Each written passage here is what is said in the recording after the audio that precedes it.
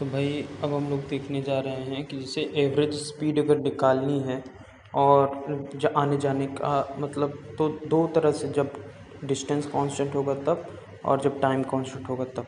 अगर distance constant है तो एवरेज स्पीड का फॉर्मूला हो जाएगा 2 × x मतलब जाने की स्पीड और y मतलब आने की स्पीड। ठीक है, इसको याद रखना। तो याद रखो कि पहला केस क्या है, जब डिस्टेंस कांस्टेंट है। अगला केस होगा जब टाइम कांस्टेंट है। ठीक है, और अगर यहीं पर हमसे कहा जाए कि टाइम कांस्टेंट है तो याद रखना वहाँ पर जहाँ पर टाइम कांस्टेंट हो जाता है बस एक चीज़ करना, क्योंकि टाइम कांस्टेंट है तो हो जाएगा x+y/2। क्या हो जाएगा? x+y/2 मतलब स्पीड 1 + स्पीड 2/2। रीज़न क्या है भाई? आप क्या लिखते हो? Speed distance upon time. Time दोनों में टी लग रहा है, नीचे 2t हो जाएगा, ऊपर s1t + s2t। टी कट गया, s1 + s2/2 या x+y/2। ठीक है, देखते हैं आगे। अब ये टाइप 6 या एवरेज टाइम स्टॉपेज, इसका ट्रिक है। याद रखना, अगर एक बार कहा जाए कि जैसे मैं प्रयागराज से अपने गांव जा रहा हूं, मैं कहीं रुका नहीं, तो मेरी स्पीड है 60 km/h। लेकिन फिर मैं वहीं प्रयागराज से अपने गांव जाऊं और 54 km/h और कई जगह मैं रुकूं, तो कोई अगर कहे कि आप बताओ एवरेज टाइम स्टॉपेज क्या थी, एवरेज टाइम स्टॉपेज क्या थी, तो आप बोल देना कि भाई जो क्लियरली स्पीड थी वो, और माइनस जब आप रुक रुक के जा रहे थे वो, और अपॉन जो क्लियरली स्पीड थी इनटू 60 मिनट। ठीक है, तो ऐसे करो, जैसे 60 km/h मैं जा रहा था, पहले आराम से कहीं रुका नहीं, और जब रुक रुक के जा रहा था तो 54 km/h ऑन एन एवरेज। तो मैं लिखूँगा 60 - 54/60 × 60। ठीक है, अब ज़रूरी नहीं 60 किलोमीटर तो 60 मिनट, किलोमीटर कुछ भी हो सकता है, स्पीड कुछ भी हो सकती है, लेकिन टाइम 60 मिनट ही मल्टीप्लाई करना है। ठीक है, चलते हैं next step.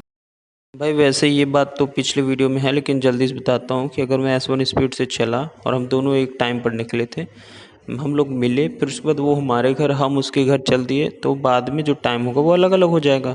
S1 T1, S2 T2। तो अगर कोई कहे मीटिंग टाइम क्या था, तो जो T1 T2 लगेगा वापस से घर पहुंचने में, उसको मल्टीप्लाई कर दो अंडर रूट के अंदर, और S1/S2 क्या होगा, वो जो टाइम बाद में जाने और आने में लग रहा है उसके घर पहुंचने में, अपोजिट करके डिवाइड कर दो T2/T1। और डिस्टेंस का तो पता ही है, S1t + S2t लिखो, या S1 + S2 × t लिखो, या S1t1 + S2t2 लिख दो। ठीक है, ये तो बच्चों को आता है कि अगर सेम साइड में जा रहा हो तो स्पीड माइनस करना है, और जब अपोजिट डायरेक्शन में जा रहा हो तो स्पीड प्लस कर देना है। ठीक है, मतलब एक दूसरे की तरफ आ रहा हूँ तो प्लस, और एक साथ एक ही डायरेक्शन जा रहा हूँ तो माइनस स्पीड को। ठीक है, चोर पुलिस वाला क्वेश्चन बड़ा आसान है भाई। पुलिस जहाँ पर है और चोर कुछ दूरी पर है, तो लेट मी इमेजिन 150 मीटर पर है, और किस टाइम पर ये दोनों अब भागना शुरू कर दे, दोनों एक ही डायरेक्शन में।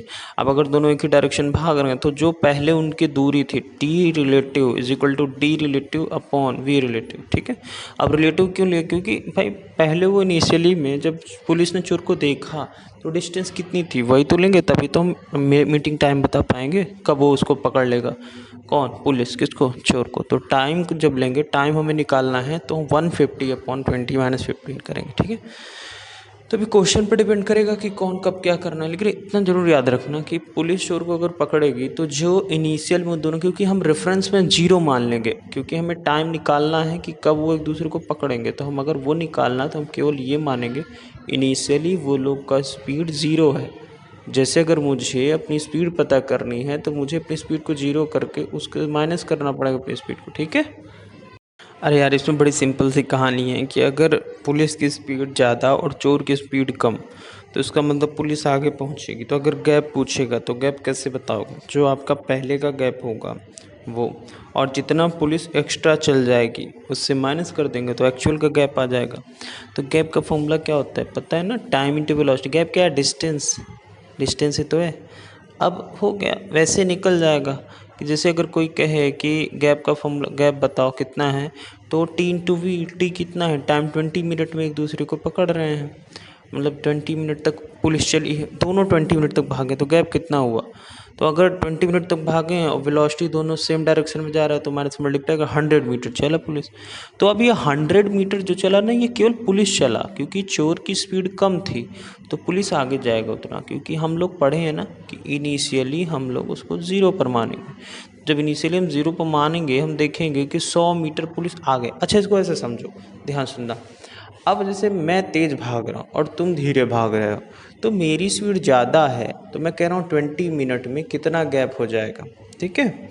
तो ऐसा है कि जैसे, तो भाई बात ऐसी है कि जब मान लो कि अब अगर मैं 20 मिनट चला दौड़ा और चोर भी दौड़ा, और मैं, क्योंकि मेरी स्पीड ज़्यादा है तो ऑटोमेटिक मैं उसकी स्पीड से ज़्यादा हूँ तो मैं उसको कम करूँगा, डिस्टेंस कम होगा और जो भी गैप निकलेगा वो कम निकलेगा एज़ कम्पेयर टू पहले। जैसे पहले 500 मीटर अगर शुरू में हमारे उसकी डिस्टेंस थी, और हम जब गैप निकालेंगे टाइम इंटू वेलोसिटी कितना चला 20। कौन कौन? हम दोनों। किस डायरेक्शन में? सेम डायरेक्शन में। तो 20 इंटू दोनों की स्पीड माइनस कर दिए, जो डिस्टेंस आया इसका मतलब वो कौन चला जिसकी स्पीड ज़्यादा है। क्यों? क्योंकि gap is equal to time into velocity. 20 minute कौन चला? दोनों में की जो स्पीड ज़्यादा थी वो चला, क्योंकि देखो V2 minus V1 final minus initial, जो बड़ा है उसको छोटे से हम माइनस करेंगे, तो जो ज़्यादा है वही तो केवल चला। मुद्दे की बात इतना रखो, जो ज़्यादा है वही चला। ज़्यादा कौन था? पुलिस। तो पुलिस आगे बढ़ गई। अब 500 मीटर में 100 मीटर वो आगे बढ़ गई। अब बचा कितना? 400 मीटर, मतलब डिस्टेंस कितना है? 400 मीटर। कंफ्यूज मत हो, बहुत सिंपल सा है, 1-2 बार सुनोगे कहानी क्लियर।